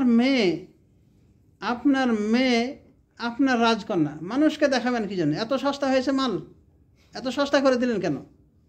মানে হয়তো মেয়েটা একটা সুন্দর ছবি দিয়েছে, দেখো এটা কয়টা মেয়ে আর আমি আর এটা বউ, সবার মুখ খোলা আর ওই শাড়ি পরা। শাড়ি তো মুসলমানের পোশাকই না, দেখেছে চিন্তা করে, পেট খালি পিঠ খালি, মাঝখানে কী আছে সেটাও দেখা আছে। এই জন্য যুক্তিবাদী সাহেব বলতেন যে আমরা পড়তাম আগে যে আলিফ বা তাসা, আলিফ খালি বায়ের নিচে এক নক্তা, এখন দেখি পেট খালি পিঠ খালি বুকের উপর 2 নক্তা। আল্লাহুল মুস্তান। এই যে মনে করেন যে এটা কিন্তু ইসলামী কোনো পোশাক না, শাড়ি পরিয়ে ঈদের দিনের ছবি দেখাচ্ছে। এই পরিবারটা সম্পর্কে আমরা কি ধারণা নিতে পারি? কোরআন হাদিস শিক্ষিত পরিবার যারা, তারা কি নিতে পারে? যেটা বেহায়া পরিবার। এই পরিবারের অভিভাবক এটা অযোগ্য অভিভাবক, ওর ভিতরে হায়া শরমের মানে নাই, শিক্ষা নাই। তো ও যদি নিজের মেয়েকে প্রকাশ করতে পারে, তো নিজের মেয়ে তো প্রেম করতে পারে, আরেকজনকে মুখ দেখে মানে তার সাজগোজ দেখে। তো অভিভাবক হলে ভালোভাবেই হতে হবে। রাসূলুল্লাহ সাল্লাল্লাহু আলাইহি ওয়াসাল্লাম বলেন তোমাদের প্রত্যেকে অভিভাবক, আর প্রত্যেকে যার অভিভাবকত্ব সম্পর্কে জিজ্ঞাসিত হতে হবে। মানে আল্লাহ আপনাকে জিজ্ঞাসা করবে যে আপনার অধীনে ছিল আপনার ছেলে, আপনার মেয়ে, আপনার স্ত্রী কি করেছে। তখন যদি বলেন যে গান শিক্ষা দিয়েছে, মাস্টার নিয়ে আসছিলাম, হ্যাঁ, বা ইয়াতে কলেজে দিয়েছিলাম, বা ইয়াতে পাঠিয়ে দিয়েছিলাম, কানাডায় পাঠিয়ে দিয়েছে, টাকা পয়সা ছিল, আর বেনামাজি, খাঁটি বেনামাজি হয়েছে, হয়তো শুক্রবার না পড়ে ও নামাজও বাদ দিয়েছে, দে আর নো গড। তাহলে এই সমস্ত সন্তানের অভিভাবক হয়ে আপনি কি কাজটা করলেন? জাহান্নামের কাজ করে নিজে করলেন এবং সন্তান থেকে জাহান্নামী বানিয়ে গেলেন। এই অযোগ্য সন্তানগুলি দেখবেন যে একসময় পিতা মারা গেলে পিতাকে জান্নাতে দেওয়ার জন্য কি করে? এমন কিছু পদ্ধতি অবলম্বন করে যেগুলো বেদাতি পদ্ধতি, 40 করবে। আরে 40 তো হিন্দুরা করে, মৃতের নামে শ্রাদ্ধ 40 দিনে দিন দেয়, আপনি তো ওটা করলেন, আপনার সন্তান ওটা করতেছে, তো কী হলো? যেমন বাপ তেমন পিতা। পাকিস্তানে একটা ঘটনা মাঝে মধ্যে বলি উপদেশের জন্য, যে পাকিস্তানের এক জানাজার লাশ যাচ্ছে, তো তাজা রক্ত পড়তেছে জানাজার লাশ থেকে, খাটিয়ে থেকে তাজা রক্ত ঝরছে, মানে খাসি জবাই করার মতো। তো বলছে এই ঘটনা কি? বলছে যে এই ব্যাপার, মানে ওনার ওই বাম হাতটা কেটে ফেলা হয়েছে। যে কেটে ফেলা হয়েছে কেন? তো ওটা এই জন্য কেটে ফেলছে কারণ কিয়ামতের মাঠে আল্লাহ বাম হাতে যদি কারো আমল নামা দেয় তো ওর জাহান্নাম ঠিকানা, আর ডান হাতে দিলে জান্নাত। তো ওর বাম হাতটা কেটে দেওয়া হয়েছে যাতে হাত একটাই থাকে, সেটাই ডান হাত, বুঝেছেন? এখন অনেক মোল্লা, ঠন্ডা মোল্লা, একবারে কাঠ মোল্লা, কোনো রসরস নাই, অশিক্ষিত বলা যেতে পারে, ধর্মের কোনো শিক্ষাই নেই। একটা সুদখোরের লাশ সামনে রেখে বলছে, আচ্ছা বলো তো লোকটা কেমন ছিল? তো মুখে মুখে সামাজিকভাবে তো অনেকেই বলে না ভালো ছিল, আর মনে মনে বলে যে এই বদমাসটা এই যে মারা গেছে শান্তি মিলেছে। আসলে যদি খারাপ হয়, বিশ্ব খারাপ মানুষ যারা, এদের মৃত্যুতে কিন্তু শান্তি পেয়ে যায়। আল্লাহ রাসূল কাছে বলছে মুস্তারিহন মুস্তারাহন, মানে কিছু লোক শান্তি পায় মারা গেলে, কিছু লোক থেকে শান্তি পাওয়া যায়, মানে ও মারা গেলে মানুষ শান্তি পায়, অন্যরা শান্তি পায়। তো রাসূল বললেন সাহাবা একরাম, এই রাসূল এটা তো বুঝলাম না, বুখারী শরীফ হাদিস, যে মুস্তারিহন মুস্তারাহন মানে কি, মানে শান্তি পায় বা শান্তি পাওয়া হয় তার থেকে। তো বললেন আম্মাল আব্দুল মুমিন ফায়াস্তারিহ মিন হাম্মিদ দুনিয়া গাম্মিহা ইলা রাহমাতিল্লাহ, যে আল্লাহর বান্দা, মুমিন বান্দা, সে যখন মারা যায়, মারা যাওয়ার মাধ্যমে দুনিয়ার চিন্তা ফিকি টেনশন থেকে আল্লাহর রহমতে চলে যায়, মানে সে শান্তির জায়গায় চলে গেল, সে শান্তিময় হয়ে গেল, শান্তি পেয়ে গেল। ওয়াল আবদুল ফাজির, আর পাপাচারী বান্দা, ইয়াস্তারিহু মিনহুল ইবাদ ওয়াল বিলাদ ওয়াশ শাজার ওয়াদ দাওয়াব, তার থেকে শান্তি পায়, তার মারা যাওয়াতে তার থেকে শান্তি পায় জনগণ, ওয়াল বেলাদ দেশ, ওয়াশ শাজার গাছপালা বৃক্ষরাজি, ওয়াদ দাওয়াব জীবজন্তু, মানে সবাই শান্তি পেয়ে যায়। মানে ওই দুষ্টটা, ওই শয়তান প্রকৃতির লোকটা মারা যাওয়ার মাধ্যমে। আর এরকম একটা ফাজের লোককে সামনে রেখে মোল্লা বলছে কেমন ছিল, মানে উনি একটা হাদিস কিনে নাটক সাজাচ্ছেন। এক হাদিসে বলা হয়েছে যার 40 জন যার সাক্ষী দেবে, জানাজার অংশগ্রহণ গ্রহণকারী 40 জন যদি হয়, তাদের সুপারিশ আল্লাহ গ্রহণ করবে, জান্নাত দেবে তাকে, মানে যারা শিরক করেনি। তো মানে সাক্ষী ওরা বলছে যে ভালো, বা আল্লাহর কাছে দোয়া করছে, ওদের দোয়া কবুল হয়। সহিহ মুসলিম একটা হাদিস। অন্য এক হাদিসে বলা হয়েছে রাসূল সাল্লাল্লাহু আলাইহি ওয়াসাল্লাম যাচ্ছেন, রাসূল সাল্লাল্লাহু সামনে দিয়ে দুটো জানাজা গেল। এক জানাজার বিষয়ে সাহাবায়ে কেরাম বলে যে লোকটা ভালো ছিল, লোকটা অনেক প্রশংসা করলো, ভালো মানুষ, ভালো গুণ গান গায় মানুষ, মুখ থেকে জবান দিয়ে এমনি বেরিয়ে আসে। তো রাসূল সাল্লাল্লাহু যখন ওই জানাজার লাশের প্রশংসা শুনলেন, তখন একটা কথা বলেন ওয়াজাবাত, ওয়াজিব হয়ে গেছে। আবার একটা জানাজা নিয়ে যাওয়া হলো তাদের পাশ দিয়ে। এবার সবাই বললেন, সাহাবায়ে কেরাম বলছেন যে লোকটা খারাপ ছিল, লোকটা এই ছিল সেই ছিল, এক কথা খারাপ গুণগুলি তার স্মরণ করছেন সাহাবায়ে কেরাম, মানে বদনাম করছেন, কুচ্ছারটনা করছেন। তখন সাহাবায়ে কেরামের এটা শুনে রাসূল সাহেব বললেন যে ওয়াজাবাত, ওয়াজিব হয়ে গেছে, এরও জন্য ওয়াজিব হয়েছে। তো সাহাবায়ে কেরাম বললেন, বা কোনো বর্ণনা আছে ওমর খাত্তাব বললেন যে ইয়া রাসূলুল্লাহ, আপনি দুইবার ওয়াজাবাত ওয়াজাবাত বলেন, দুই জানাজার ক্ষেত্রে, ব্যাখ্যাটা বুঝলাম না, কি ওয়াজিব হলো? তখন বললেন যে তোমরা যে জানাজার লাশের প্রশংসা করেছো যে সে ভালো, তার জন্য জান্নাত ওয়াজিব হয়ে গেছে। আর যার বিরুদ্ধে তোমরা কথা বললে, যার কুচ্ছা রটনা করলে যে লোকটা খারাপ, লোকটা এরকম, যখন এই লোকটা যার বদনাম করলে যে লাশের, তার জন্য জাহান্নাম ওয়াজিব হয়ে গেছে। এটা সহিহ মুসলিমের হাদিস। তো এটা হলো বাস্তবতার ভিত্তিতে সাহাবায়ে কেরাম বলেছিলেন, তাই রাসূল বলেছে। এখন মোল্লা নাটক সাজায়, বলে যে কেমন ছিল, আর লোকটা আসলে ঘুষখোর। আগে বলছি সহিহ হাদিসে পাওয়া যায় যে ওই খারাপ মানুষ মরলে সবাই শান্তি পেয়ে যায়, দেশ জনগণ বৃক্ষলতা, মানে গাছপালা বৃক্ষলতা, এমনকি জীবজন্তু পর্যন্ত। অথচ বলছে কেমন ছিল, মানে নাটক। এই নাটক সাজিয়ে তো বলে অন্তরের সাক্ষী হলো আসল সাক্ষী। খারাপ মানুষের মরণে সবাই শান্তি পায় এবং শান্তির জন্য দোয়া করে, ওর সামনে না করলেও ওই আড়ালে দোয়া, কেউ আলহামদুলিল্লাহ বলে অনেক সময়। তো যা হোক, তো তো এই যে মনে করেন নাটক সাজানো, মানুষ এইভাবে বললেই মানে আল্লাহ যে সেভাবে নিয়ে নেবে এটা নয়। মানুষের হৃদয় কী বলছে ওই লোক সম্পর্কে, সেটাই হলো ধর্তব্য বিষয়। তো যাই হোক, সমাজ শুধু যেটা বলতে চেয়েছিলাম, কী যেন বলছিলাম, যে আমাদের অভিভাবক হিসেবে অনেক দায়িত্ব রয়েছে, কিন্তু এই দায়িত্বগুলি আমরা পালন করি না, আমরা ভয়ও করি না আমাদের অভিভাবকত্ব বিষয়। আপনার স্ত্রী যদি বেরিল্লা ঘোরাফেরা করে, বেফর্দা চলে, তাহলে এর অর্থ কী? আপনি মানে জান্নাতুল ফেরদাউসে ঢুকে যাবেন না? আপনার স্ত্রীর জন্য আপনি ধরা পড়তে পারেন, কারণ আপনার স্ত্রীকে আপনার গাইডলাইন দেওয়া ফরজ, তাকে নসিহা করা ফরজ। বেপর্দা চললে তাকে পর্দার ওসিয়ত করা আপনার উপর ফরজ। নামাজ পড়া যেমন ফরজ, সালাত আদায় করাও কি ফরজ। সালাত আদায় করা যেমন ফরজ, যেমন ঠিক পর্দা মেনটেন করাও ফরজ মহিলাদের উপরে। কিন্তু আজ আমরা লক্ষ্য করতেছি পর্দার গর্দা গড়ে দিচ্ছে আমাদের মা বোনেরা। এটা অত্যন্ত দুঃখজনক বিষয়। অথচ দেখেন, ফাতেমা রাদিয়াল্লাহু আনহা মারা যাওয়ার আগে উনি বলছেন যে এই যে লাশ নিয়ে যাওয়া হয়, লাশ যে নিয়ে যাওয়া হয়, এত একটা মানে শারীরিক অবয়ব ফুটে ওঠে।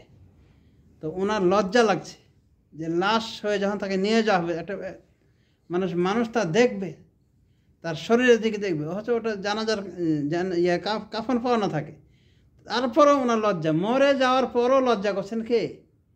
ফাতেমা রাদিয়াল্লাহু আনহা। আর আমাদের মা বোনদের অবস্থা বর্তমান, জিন্দা থাকতে লজ্জা নাই, লজ্জা আছে। ফাতেমা যখন মরে যাওয়ার পরও মানে তার লাশটা নিয়ে যাবে, ওই উপর দিক থেকে যে দেখতে পাবে কাপড়টা, এটাও ওনার সহ্য হয়নি। তখন উনি একটা পরামর্শ দিয়েছিলেন যেন তার লাশটাকে করা হয়, খাটের উপরে উঁচু করে, ওই টাপুর একটা কিছু আছে না, ওই যে আগের দিনে পর্দা করা মেয়েরা রিক্সাতে যেত বা ভ্যানে যেত, কিন্তু একটা উপরে কিছু দেওয়া থাকতো না। হ্যাঁ, আজও দেখবেন সৌদি আরবে মেয়েদের লাশ বিশেষ করে একটু উঁচু করে করা থাকে, ঘেরা থাকে। তাহলে চিন্তা করে দেখেন পর্দার বিষয়ে কতটা সতর্ক ছিলেন ফাতেমা রাদিয়াল্লাহু আনহা, ইতিহাসে পাওয়া যায়। অনুভাবে বেপর্দা করা হলে ইবলিসের কায়দা কৌশল।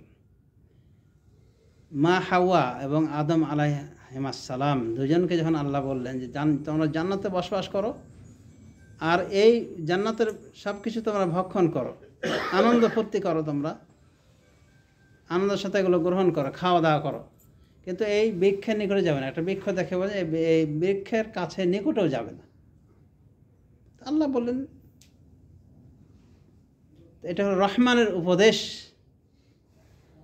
ইবলিস কিন্তু ইবলিস হয়ে গেছে আদম আলাইহিস সালামকে কেন্দ্র করে, কারণ সেজদা করতে বলা হয়েছিল। ইবলিস বলে না, আমি সেজদা কেন করবো, আমি ওর এত উত্তম, আমাকে সৃষ্টি করেছে মাটি দিয়ে, আগুন দিয়ে, ওকে তো হয়েছে মাটি দিয়ে।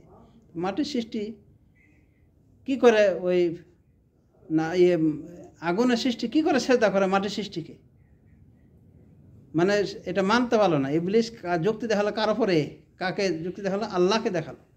অবশ্য আল্লাহই নির্দেশ করেছিলেন যে সেজদা করো। তো ইবলিসকে আল্লাহ বিতাড়িত করেন, কাফের করে দেন। মানে সে আল্লাহর সাথে অহংকার প্রদর্শন করে, আল্লাহর আদেশটা ফলো না করার কারণে কাফের হয়ে যায়। তো তখন থেকে শত্রু হয়ে গেল। রাসূল আল্লাহ রাব্বুল আমিন আদমকে সতর্ক করে দিয়েছেন যে আদম, তোমার এটা শত্রু, এটা তোমার শত্রু, সাবধান থাকবে। তো যা হোক, আল্লাহ বলেন জান্নাতে থাকো, শুধু এই গাছের কাছে যেও না।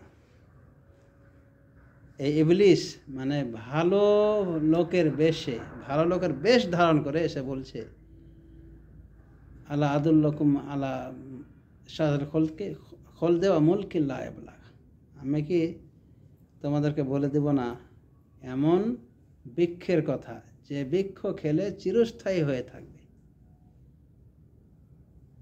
অথবা তোমার রাজত্ব স্থায়ী হয়ে থাকবে।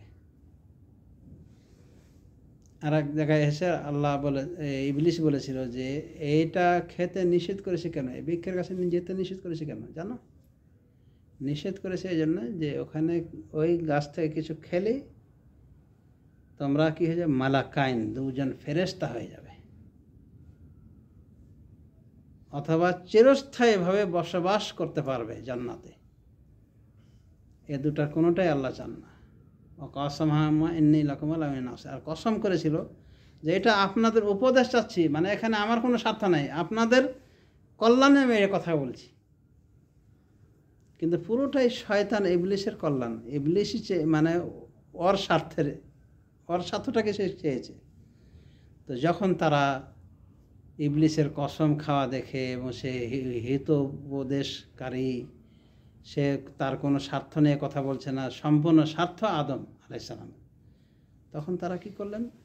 আদম আলাইহিস সালাম, হাওয়া আলাইহিস সালাম বৃক্ষ থেকে কিছু খেয়ে নিয়েছিলেন, সেটা ফল হোক বা বৃক্ষরই ছাল ইত্যাদি, যাই হোক, ছাল বাকল ইত্যাদি খেয়েছিলেন। যেই খাওয়া কি হলো, কাপড় চোপড় জান্নাতের যা ছিল উড়ে চলে গেল, হাওয়া হয়ে গেল, কাপড় নাই, একবারে নগ্ন। এই যে উলঙ্গ হয়ে গিয়েছেন দুজনে, জান্নাতের কাপড় এক টুকরো নাই, লজ্জাস্থান ঢাকারও কাপড় নাই, সব উড়ে গিয়েছে, কারণ আল্লাহ নিষেধ করেছেন।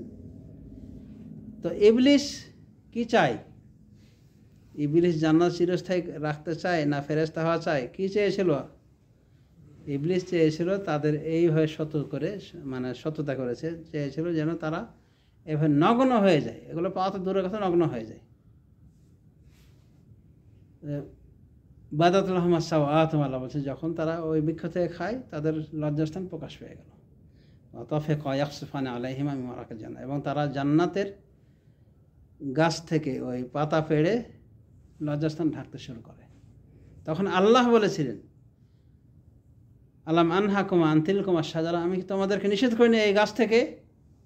ওয়া আকুল লাকুমা ইন্না শায়তানা লাকুমা আদুউম মুবিন, আর বলিনি তোমাদের জন্য শয়তান, তোমাদেরকে বলিনি যে শয়তান তোমাদের প্রকাশ্য শত্রু? তারা তো এবার বুঝতে পারলেন। এবার বুঝতে পেরে তারা কি বলেছিলেন, যে দোয়া করেছিলেন সে দোয়াটা আমাদেরও করা উচিত।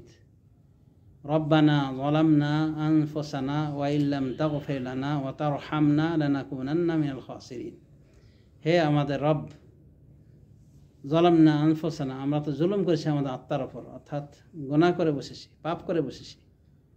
ওয়া ইল্লাম তাগফির লানা, যদি আপনি ক্ষমা না করেন, আমাদেরকে রহম না করেন, লানাকুনান্না মিনাল খাসিরিন, তাহলে আমরা অবশ্যই ক্ষতিগ্রস্তদের দলভুক্ত হয়ে যাব। এভাবে তারা দোয়া করেছিলেন এবং আল্লাহ তাদেরকে ক্ষমা করেছিলেন। এখন লক্ষ্য করে দেখেন যে ইবলিসের কি কাজ? ইবলিসের কাজ হলো নগ্ন করা মানুষকে। আমাদের আদি পিতা মাতাকে নগ্ন করেছিল ইবলিস।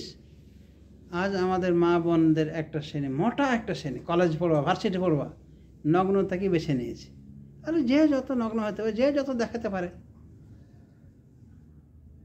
যে যত নগ্নতা প্রকাশ করতে পারে, সেই তত মডার্ন। আর নগ্নতা যদি মডার্ন হয় তাহলে কুকুর শিয়াল আরও মডার্ন। যাকে না, এটা কথাটা আমার ভালো লেগেছে, যে যদি নগ্নতাই মডার্ন হয়ে থাকে এইভাবে বেফর্দাগিরি, তাহলে জীবজন্তু সব থেকে মডার্ন। তার মানে এই জাতীয় মা বোনরা চায়, বা তাদের অযোগ্য অভিভাবকরা চায় যে ওয়েস্টার্ন কান্ট্রিগুলি, ওয়েস্টার্ন কালচারগুলি তারা ফলো করবে। এই জন্য হযরত এমন একটা বলেছেন যে অচিরে এমন আসবে যে উম্মতের লোক পদে পদে অনুসরণ করবে ইহুদ খ্রিস্টানদেরকে। এমনকি ওরা যদি শুকনো গু খায়, তবু এই উম্মতের মধ্যে কেউ খাবে, স্বাদ পাক আর না পাক, খাবে এই জন্য যে ওর খ্রিস্টান ইহুদ বাবারা খায়। আসলে দেখবেন কিছু জেনারেল পড়ুয়া, বাংলা জেনারেল পড়ুয়া, ওর ডান হাত থাকতে বাম হাতে সব, বাম হাতে চা খায়, বাম হাতে পান করে, বাম হাতে খাওয়া দাওয়া, মানে ওর ডান হাত নাই মনে হয়। এটাকে মনে করছে একটা ওয়েস্টার্ন কালচার, এটা তার ভদ্রতা। কিসের ভদ্রতা? এটাই ইসলামে দৃষ্টিত অভদ্রতা, ইসলামী শিক্ষা নয়। তো সমাজ শুধু এটা বলতে চাইছেন, ইবলিসের কাজ ছিল কি? ইবলিসের কাজ হলো নগ্ন করে তোলা। এতে খুশি হয় আপনি যে আপনার ছেলে মেয়েদেরকে ছেড়ে দিয়েছেন, মানে ডিস্কো পোশাক পরিধান করে বা শাড়ি পরে ঘোরাঘুরি করতেছে, পেট খালি পিঠ খালি, এই যে অবস্থা, মাথা খালি, এই যে মহা খালি করে দিলেন, মানে কিচ্ছুই মনে করছেন আপনি একজন অযোগ্য পিতা। আপনি পর্দা নিজেও জানেন না, করতেও জানেন না, শাড়ি পরে নামাজ হয় না, এটা জানেন না মানুষ। শাড়ি পরে কেমন নামাজ হবে? যেখানে ওলামায়ে কেরাম বলছেন, আব্দুল্লাহ জাহাঙ্গীর বলছেন, এই জন্য হানাফি বড় আলেম বলছেন যে চুল যদি একটা চুল যদি বের হয় জেনে শুনে নামাজ বাতিল। একটা চুল বের হয়ে শাড়ি পরলে চুল ঢাকা যায়, মাথার চুল ঢাকা যায় পুরা? বলেন, পেট ঢাকা থাকে। হ্যাঁ, এটাকে মডিফাই করে যদি পড়তে চাই, এতে নামাজ পড়তে পারবে। সেটা হলো ব্লাউজ হতে হবে এই পর্যন্ত, হাত পর্যন্ত, কবজি ঢাকতে হবে এই পর্যন্ত, এবং পেট যেন ঢেকে যায়, কোমর যেন ঢেকে যায়। এরপর বড় একটা ছায়া বা প্রশস্ত পায়জামা যদি থাকে, মানে একেবারে পা পর্যন্ত, কদম পর্যন্ত, সেটা আলাদা কথা। কিন্তু কয়জন করে দেখবেন যে নামাজ ভ্যাড্ডা করে পড়ছে। নামাজই তো পড়ে না অনেক ফ্যামিলি, আর যদি পড়ছে তো ওই শাড়ি কাপড় দিয়ে পড়ছে। কী নামাজ হলো? ইসলাম তো মনোক্তির ইসলাম না। ইসলামটা পালন করতে হবে যেভাবে ইসলাম চায়। আপনি যেভাবে চান সেভাবে ইসলাম পালন করলে হবে। একজন নামাজ পড়া, রোজা, হজ করার জায়গাতে কাছে ইসলামটা অনেক সহজ তো হবে। মানে তোমার জন্য তো নামাজ লাগে না, নামাজ পড়ে কিছু হবে, আরে ইসলাম অনেক সহজ। মানে এগুলো সব ও সহজ করে নিয়েছে। ও শুধু রমাদানি রোজা রাখে, রমাদানি নামাজ পড়ে, বলছে ইসলামটা সহজ। আসলে তো সহজ অর্জনে এইভাবে ধর্ম পালন করা, এটাই কি মানে প্রকৃত ধর্মচর্চা করা? না, এগুলোই আল্লাহর সাথে প্রতারণা করা। এক শ্রেণী ওলামা কেরাম সৌদি আরব বলছেন যে যারা শুধু রমজান ভিত্তিক নামাজ রোজা করে, এরা এক ধরনের ভণ্ড প্রতারক। এগুলি কবুল হবে না। কারণ নামাজ রোজা নেই 1 মাস রমজান, কিন্তু নামাজও কি 1 মাস 12 মাসে? মানে ও একটা আলাদা একটা ধর্ম বানাইছে। তো যাহা সমাজ শুধু আমরা অভিভাবক হিসেবে আমাদের অনেক দায়িত্ব রয়েছে। এই যে টাকা পয়সা ইনকাম করে খাওয়ার বাচ্চাদের খাওয়ালেন, ভালো কথা, আলহামদুলিল্লাহ, করবেন। কিন্তু আগেই বলেছি, এটা একটা পাগলিও করে অনেক সময়। তা আমরা কি করলাম? আমাদের যেগুলো করতে হবে সেগুলো হলো নিজেকে আদর্শ পরিবার হিসেবে গড়ে তুলতে হবে, এবং পরিবারের প্রত্যেকটা সদস্যকে আল্লাহর সাথে যোগসূত্র কায়েম করতে হবে, যেন আল্লাহর সাথে পরিচয় থাকে, রাসূলের সাথে পরিচয় থাকে, ধর্মের সাথে পরিচয় থাকে। আজ এমনও দেখা গিয়েছে, পর্দায় দেখা যাচ্ছে, মিডিয়াতে এক মেয়েকে জিজ্ঞেস করছে, তোমার নবীর নাম কি? বলতে পারে না। আরটা কি সহজ প্রশ্ন করে, সেটাও বলতে পারে না। তো কী শিখালো? ওর বাপ মা কত অযোগ্য লক্ষ্য করে দেখেছেন?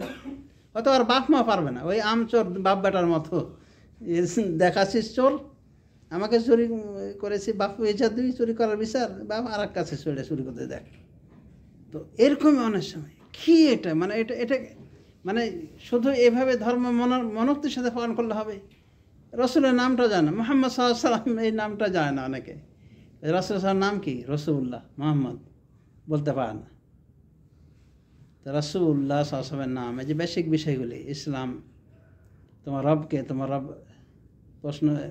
প্রশ্ন করা হবে কবরে, ইবলিশ কথিত আছে, ইবলিশ এগুলো উত্তর জানে এবং বলে যে এগুলো তো উত্তর জানা আছে, আমার দরকার কি আমল টামল করার, প্রশ্ন তো ফাঁস, উত্তর দিয়ে পাশ হয়ে যাব। কিন্তু এই সহজ প্রশ্নের উত্তর দেওয়া কি জবানের ওপর উহুদ পাহাড় সমপরিমাণ ভারী হয়ে যাবে। জবান দিয়ে উত্তর আসবে না যে আমার রব আল্লাহ, আমার দিন ইসলাম, আমার নবী মুহাম্মদ সাল্লাল্লাহু আলাইহি ওয়াসাল্লাম, যতই আপনি মুখস্থ করে যান, কারণ ওখানে মুখস্থের ওপরে রেজাল্ট আসবে না, মুখস্থের ওপর উত্তর আসবে না, বরং আপনি আমল করেছেন কিনা, আল্লাহর সাথে পরিচয় ছিল কিনা, রাসূলের সাথে পরিচয় ছিল কিনা, আর দিন ইসলাম আপনি পালন করতেন কিনা, তার উপরে এই প্রশ্নগুলির উত্তর সহজ বা কঠিন হবে। তো আশা করি আমরা বুঝতে পেরেছি। তো সমাজে শুধু আজকের সংক্ষিপ্ত পরিসর আলোচনা হলো যে আমরা নিজেদেরকে নিয়ে ভাবার চেষ্টা করি, আর এইভাবে অভিভাবক হলে তো জাহান্নাম ফরজ হয়ে যাবে। নিজেরও কোনো দায়িত্ব নাই, নিজের সন্তান সন্ততি তাদের ভিতরে পর্দা আছে কি না তারও কোনো খবর নাই, ধর্মীয় কোনো শিক্ষা নাই, টাকা পয়সা আছে, পাঠিয়ে দিয়েছেন লন্ডন, নিজে কষ্ট করছেন, গাধার মতো পরিশ্রম করছেন, আর ছেলেকে আরেক গাধা বানানোর জন্য কি পাঠিয়ে দিয়েছেন বিদেশ পাঠানো, কিন্তু তার বেসিক ধর্মটাকে শিক্ষা দেন। এই বামপন্থী ধর্ম আর ডানপন্থী ধর্ম ছিল না আগে, আরব দেশও আছে, সর্বরকম বিদ্যা আছে না, ইঞ্জিনিয়ারিং বিদ্যা আছে, সায়েন্স আছে, সবই আছে, কিন্তু দেখবেন একটা সায়েন্সের ছাত্র ধর্ম সঙ্গে অনেক কিছু জানে। আমাদের অনেক বেদাতে বড় বড় হুজুর থেকে অনেক কিছু জানে, তারা ওদের থেকেও বেশি ভালো জানে। কিন্তু আমার দেশে দেখেন ডক্টর হয়ে গেছে, তারপরও বাপের জানাজা কী পড়াতে হবে জানে না। একজন বলছে জানাজা গেছে, আরে একটু দূরে সরেন, কী হয় সেজদা রুকু করবেন, মানে ওর চিন্তা যে এত কাছে দাঁড়ানো লাশের রুকু সেজদা কেমনে করে, আর মোর জানাজার রুকু সেজদা আছে। তাহলে এই যে মনে করেন অযোগ্য মানুষ, আর এতটাই দুনিয়া কেন্দ্রিক হয়ে গিয়েছে যে দুনিয়ার ছাড়া আর কিছু মাথায় খেলে না, সবসময় দুনিয়ার পোকা মাথার ভিতরে কিলবিল করতেছে। এটা জাহান্নামে হওয়ার আলামত। এই দুনিয়ার একজন জান্নাতি ব্যক্তির আলামত হলো যে সে সর্বপ্রথম গুরুত্ব দিবে আখেরাতের, আখেরাতের গুরুত্ব দিবে। ধর্মটা তার 1 নম্বরে থাকবে, আর দুনিয়া থাকবে 2 নম্বরে। এবং দুনিয়াটাকে আখেরাতের জন্য কি করবে? পুঁজি হিসেবে ব্যবহার করবে। দুনিয়াকে মাধ্যম হিসেবে ব্যবহার করে জান্নাত লাভের। আখেরাত মেন টার্গেট। কিন্তু এখন কি হয়েছে? দুনিয়া হয়েছে 1 নম্বরে অনেকের নিকটে, আর আখেরাত হয়েছে 2 নম্বরে। এটা জাহান্নামে হওয়ার আলামত। এটা জাহান্নামে হওয়ার আলামত। এটা কাফেরদের চরিত্র, যে কাফেররা দুনিয়াকে 1 নম্বরে রাখে, বরং ওই দুনিয়াটাই তাদের শুরু এবং ওটাই শেষ। আখেরাতে বিশ্বাসী নয় অনেক কাফের মুশরিক। আর যদি কিছু থাকে কিন্তু ওই হেড্ডা বেড্ডা বিশ্বাস, ওর মতো করে বিশ্বাস করে।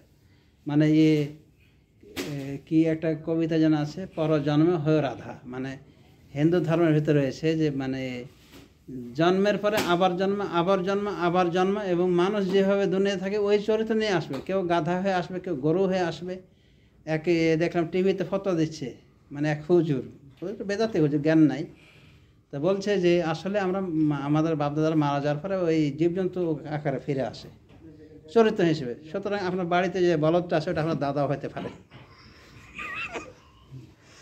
এই পরজন্মে, পুনর্জন্মে হিন্দু ধারণা। ওই টিভির পর্দায় এসে কত বড় অযোগ্য লোক কথা বলছে যে এইভাবে যার যার চরিত্র অনুযায়ী আবার ফিরে আসবে, আবার ফিরে আবার মারা যায়, আবার ফিরে আসবে। এটা হলো হিন্দুদের বিশ্বাস। আর মুসলমানদের বিশ্বাস যে আবার তারা কবর থেকে জীবিত হবে এবং এরপরে আর কোনো মরণ নাই, বরং পূর্ণাঙ্গ জীবন শুরু হবে এবং একদল যাবে জান্নাতে, আর দল যাবে জাহান্নামে। ফারিকুন ফিল জান্নাহ ও ফারিকুন ফিস সাঈর। সুতরাং সমাজে শুধু আপনার মেন টার্গেট থাকতে হবে কি? আখেরাত। দেখবেন দুনিয়া আপনার খাদেম হয়ে আপনার পিছিয়ে ছুটবে। যদি দুনিয়াটা হয় প্রথম টার্গেট, আখেরাত হয় দ্বিতীয়, তাহলে অন্তত মনে করেন যে আপনি জাহান্নামী, জাহান্নামের পথে আপনি চলছেন। আপনার টার্গেট পরিবর্তন করতে হবে, আপনার উদ্দেশ্য মানে চেঞ্জ করতে হবে। তো যা হোক, এই ছিল সামান্য কিছু কথা, যে আমাদের অভিভাবক হতে হবে অভিভাবকের মতো। অযোগ্য অভিভাবক হলে হবে না, অযোগ্য অভিভাবক হলে জাহান্নাম হবে ঠিকানা। সুতরাং আমাদের নিজেকে সংশোধন হওয়ার পরে নিজেকে সঠিক পথে পরিচালিত করার সাথে সাথে পরিবার পরিজনকেও দেখতে হবে যে তারা সঠিকভাবে চলছে কি না, তাদের ভিতরে দিন আছে কি না, পর্দা আছে কি না, শরীয়তের বিধিনিষেধ ফলো করে কি না। এতগুলো দায়িত্ব একজন পরিবারের অভিভাবক হিসেবে আমাদের উপর আছে। সুতরাং শুধু ইনকাম করলেন, ওদিকে পাঠাই দিলেন, ওদিকে বাড়ি করলো, গাড়ি করলো, এ করলো, এই দায়িত্ব শেষ না। এই দায়িত্বটাই মানে শেষ না, এটা প্রকৃত দায়িত্ব পালন করা হয়নি। বরং প্রকৃত দায়িত্ব হলো যে আপনি তাদেরকে আখেরাতের জন্য তৈরি করবেন। কারণ এই দুনিয়ার সম্পর্কটা আখেরাতও টিকে থাকবে। যদি আমি জান্নাতি হতে পারি, আমাদের স্ত্রীরাও যে জান্নাতি হতে পারে, এই সম্পর্ক আখেরাত পর্যন্ত থাকবে। আখেরাতও আপনার ওই স্ত্রী থাকবে যদি জান্নাতি হতে পারে। আর জাহান্নামী হলে তো কোনো কথা না, যে জান্নাতি সে জান্নাত যাবে, যে জাহান্নামী সে জাহান্নামে চলে যাবে। তো আমরা কি চাই না আমরা নামাজ রোজা করার পাশাপাশি আমাদের পরিবার, সন্তান সন্ততি, আত্মীয় স্বজন সবাইকে নামাজি হোক? অত নিজের পরিবার, ছেলে মেয়ে, বাবা মা কি চায় না সন্তান সন্ততি তার হোক, ধর্মমুখী হোক? তো এই পরিবার আখেরাতেও থাকবে, চর্চা থাকবে। তাই আমাদের চেষ্টা করা উচিত নিজে জান্নাতে যাওয়ার পাশাপাশি সন্তান সন্ততিকে, পরিবারকে জান্নাতবাসী করার জন্য সর্বব্যবস্থা গ্রহণ করা। আর এটাই আমি বোঝাতে চেয়েছি বিভিন্ন উদাহরণের মাধ্যমে, যে দেখেন রাসূলুল্লাহ সাল্লাল্লাহু আলাইহি ওয়াসাল্লাম কীভাবে শিক্ষা দিয়েছেন, পরিবারের সবাইকে শিক্ষা দিয়েছেন। মিসকাট যদি দেখেছেন তাদের মানে ভিতরে কোনো কিছু দেখেছেন, উল্টো কিছু দেখেছেন, সাথে সাথে সতর্ক করে দিয়েছেন। পিতা মাতাকে শিক্ষা দিয়েছেন যে ইনসাফ করবে সন্তানদের ভিতরে, এই জন্য রাসূল সাল্লাল্লাহু আলাইহি ওয়াসাল্লাম পাশে একজন ছেলে একটা মেয়ে আসলো, মানে ছোট ছেলে মেয়ে বাচ্চা। ছেলেকে চুমা দিয়ে এক সাইডে বসায় দিল কোলের, মেয়েটা যখন আসলো মেয়েটাকে এমনি বসায় দিল, কিন্তু ওকে চুমা দেয়নি। রাসূলুল্লাহ বললেন, ভুল ধরলেন যে আলা আদালতা বাইনাহুমা, হাল্লা আদালতা বাইনাহুমা, এদের ভিতরে ইনসাফ কেন করলে না? মানে এও তো বাচ্চা, এও বাচ্চা, তোমারই সন্তান, আপন সন্তান। ছেলে হলো সেজন্য তাকে চুমা দিয়ে বসালে, আর একে এমনি বসিয়ে দিলে, ওকে চুমা দিল না কেন? তাহলে চিন্তা করেন যে পরিবারের ভিতরে নবী সাল্লাল্লাহু আলাইহি ওয়াসাল্লাম মানে সহি নির্দেশনা, সহি গাইড কীভাবে দিয়েছেন, যে এইভাবে ভুল হলে ভুল টুকে দিয়েছেন। তো আমাদেরকেও পরিবারের জন্য আদর্শ হতে হবে, আদর্শ হতে হবে নিজে, এরপরে আদর্শবান করে তৈরি করতে হবে সন্তান সন্ততিকে, তাদের ভিতরে আল্লাহ ভীতি ঢুকাইতে হবে, আর বেসিক নলেজ, ইসলামিক নলেজগুলো তাদেরকে দিতে হবে। তাহলে দেখবেন যে আপনি দুনিয়াতে ভোগ করবেন এই সন্তানদের উপকারিতা, আপনাকে বৃদ্ধাশ্রমে দেবে না। ধর্মীয় শিক্ষা শিক্ষিত সন্তান, দেখেন তো, বলেন তো একটা সন্তানকে পেয়েছেন যে কোনো হুজুরের পিতা আছে বৃদ্ধাশ্রমে? আছে? কিন্তু দেখেন কত ডক্টর, প্রফেসর, বাংলা শিক্ষা শিক্ষিত, ইংরেজি লাইনের শিক্ষা শিক্ষিত, দেখবেন খোঁজ নিয়ে দেখেন যে ওদেরই পিতারা ওই বৃদ্ধাশ্রমে রয়েছে।